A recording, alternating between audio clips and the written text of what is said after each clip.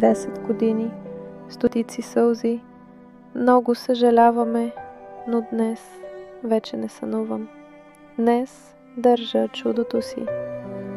Аз съм Мария, а това е нашето момиченце.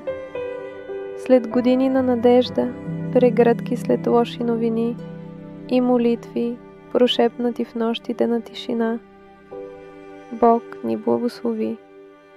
Родителството не винаги започва лесно. Някои от нас чакат по-дълго. Някои от нас плачат в скритите ъгли на болниците. Но днес усмивката ни казва всичко. Днес най-после сме трима. Не търсим съжаление. Не искаме шум. Само искаме да кажем: Бог не закъснява. Той пристига на време. Ако вярваш, че Бог дава живот в най-точния момент, остави едно сърце и напиши амин. Нека всяко чакащо семейство получи своята благословия.